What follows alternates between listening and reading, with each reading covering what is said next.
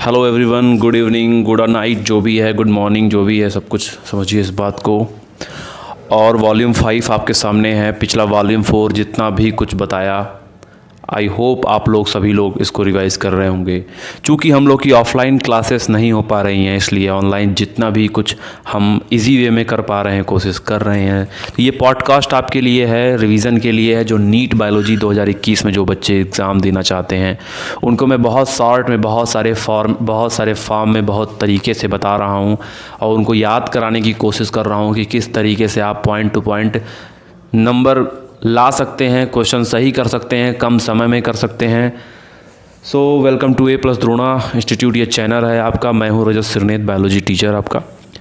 देखिए, एक चीज़ आपको पता होगा कि डाइजेशन दो तरह का होता है। एक एक्स्ट्रा सेलुलर डाइजेशन होता है और एक इंट्रा सेलुलर डाइजेशन होता है।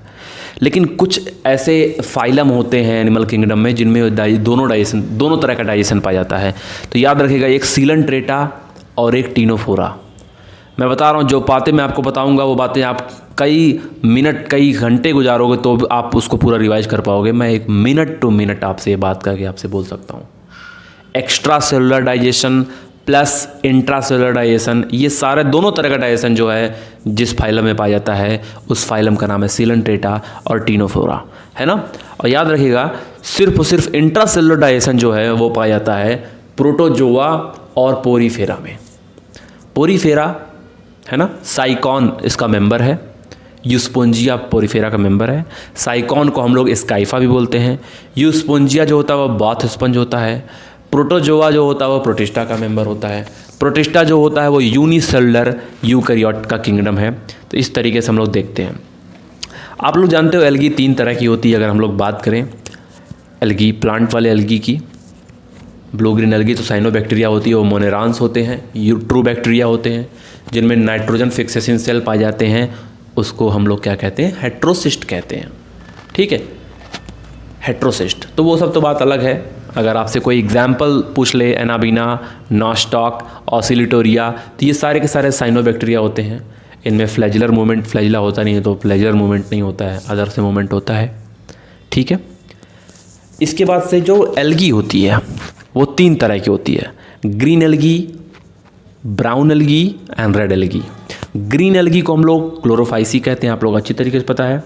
याद रखिएगा, ये जो क्लोरोफाइसी होते हैं, इनमें जो है इनके क्लोरोप्लास्ट में पायरिनॉइड्स प्रेजेंट होते हैं। पायरिनॉइड्स का मतलब होता है प्रोटीन प्लस स्टार्च। पायरिनॉइड्स का मतलब होता है प्रोटीन प्लस स्टार्च। फिर आपका आता है फेयोफाइसी। ये लेमिनोरिया जो होता है आपका, फ्यूकस जो होता है, डिक्टोएटा, सरगासम, एक्टोकार्पस, है ना, कैल्प, ये सब जितना भी मेंबर होते हैं, ये सब मेंबर फेयोफाइसी के होते हैं। फेयोफाइसी को ब्राउन एल्गी भी कहते हैं, याद रखिएगा। ये प्रीमियरली मरीन होते हैं, मतलब ब्राउन एल्गी जो होती है वो अधिकतर समुद्रों में रहती है, लेकिन जो रेड एल्गी होती है वो सिर्फ समुद्रों में रहती है। तो हम लोग जब कोई चीज़ किसी एक पर्टिकुलर चीज़ों में पाई जाए, कोई एक्सेप्शन ना हो, तो उसको हम लोग कहते हैं एक्सक्लूसिवली मरीन, याद रखना। क्लोरोफाइसी की बात कर रहा था। अगर मैं ग्रीन एल्गी की बात करूं तो उसका जो सेल वॉल होता है वो सेलुलोज का बना होता है और एक्सटर्नली वो पेक्टोज का बना होता है। ठीक है, इसमें क्लोरोफिल जो पाया जाता है वो पाया जाता है क्लोरोफिल A और B।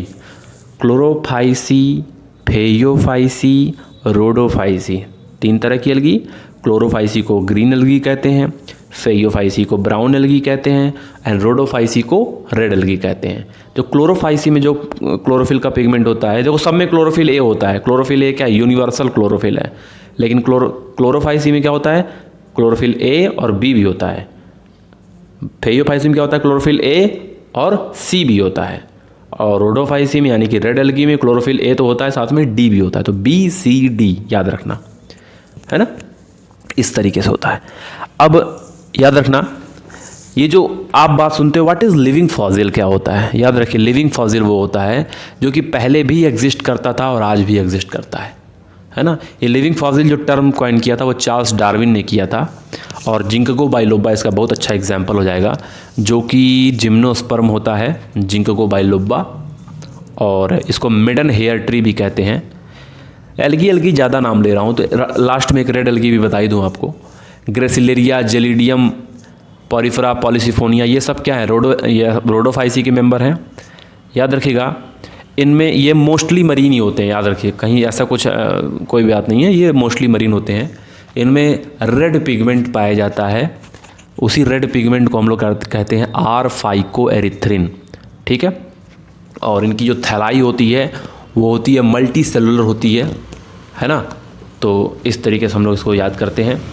अब एक चीज़ जो मोस्ट इम्पॉर्टेंट वो ये है कि इनमें जो स्टोर्ड फूड होता है वो होता है फ्लोरिडियन स्टार्च। अच्छा, स्टार्च सब में पाया जाता है, चाहे वो क्लोरोफाइसी हो, चाहे फेयोफाइसी हो, चाहे रोडोफाइसी हो, लेकिन कहीं सिंपल स्टार्च होते हैं, कहीं कॉम्प्लेक्स स्टार्च होते हैं। इनमें कॉम्प्लेक्स स्टार्च है, इसका नाम है फ्लोरिडियन स्टार्च। याद रखिएगा, इसका जो स्ट्रक्चर होता है वो बिल्कुल सिमिलर होता है एमाइलोपेक्टिन और ग्लाइकोजन की तरह। जैसे ग्लाइकोजन एनिमल में फूड किस फॉर्म में स्टोर होता है, ग्लाइकोजन के फॉर्म में स्टोर होता है, उसी तरीके से प्लांट में आपका ये स्टोर होता है कॉम्प्लेक्स कार्बोहाइड्रेट, इसका नाम है क्या, फ्लोरिडियन स्टार्च, ठीक है।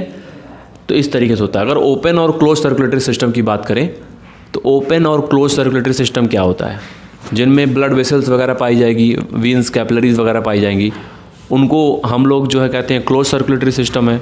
और जिनमें कुछ भी नहीं पाया जाएगा, सीधे सीधे पूरी बॉडी का जो पूरी बॉडी ब्लड से बात होना शुरू हो जाएगी, उसको हम लोग कहते हैं ओपन सर्कुलेटरी सिस्टम हम लोग कहते हैं। अगर यहाँ बात करें हम लोग एनिमल किंगडम की, तो यहाँ पर ऑर्गन जो होते हैं, ऑर्गेनाइजेशन जो होता है वो डिफरेंट होता है। कुछ का ऑर्गेनाइजेशन सेलुलर लेवल का होता है, कुछ का ऑर्गेनाइजेशन टिश्यू लेवल का होता है, कुछ का ऑर्गन लेवल का होता है, कुछ का ऑर्गन सिस्टम लेवल का। हमारे पास क्या पाया जाता है, ऑर्गन सिस्टम, डिफरेंट ऑर्गन्स पर मौजूद हैं। तो ये क्या हो गया, ऑर्गन सिस्टम लेवल हो गया, ठीक है। तो इस तरीके से हम लोग इसको देखते हैं। हाँ, जो पोरीफेरा होते हैं उनमें सेलुलर लेवल का जो है यहाँ पर ऑर्गेनाइजेशन पाया जाता है ना, पोरीफेरा में। और जो टिश्यू लेवल पाया जाता है वो सिलेंट्रेटा और टीनोफोरा में पाया जाता है। ऑर्गन लेवल जो पाया जाता है वो पाया जाता है प्लेटीहेलमिन्थेस में। और इसके आगे जितने भी एनिमल के जितने भी फाइलम और हैं उन सब में ऑर्गन सिस्टम लेवल पाया जाता है। इस बात को भी आप याद रखिएगा, ठीक है। अब देखिए सीडोसिलोमेट, यानी कि सीडोसिलोमेट का जो एग्जाम्पल हो जाएगा, जहाँ पर जो सीलोम होगा, फाल सीलोम होगा, वो उसका एग्जाम्पल हो जाता है एस्केलमेंथीस। याद रखिएगा इस बात को, ठीक है।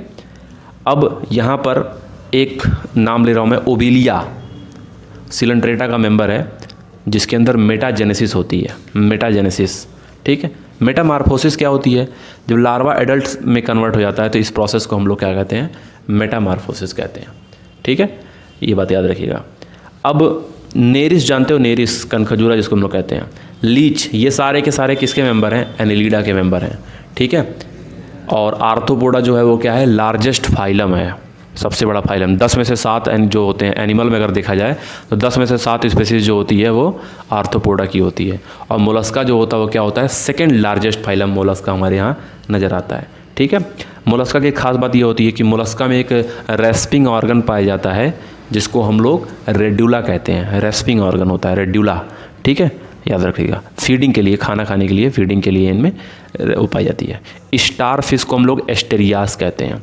फाइसेलिया को हम लोग पोर्टुगीज मैन ऑफ वार कहते हैं, ठीक है।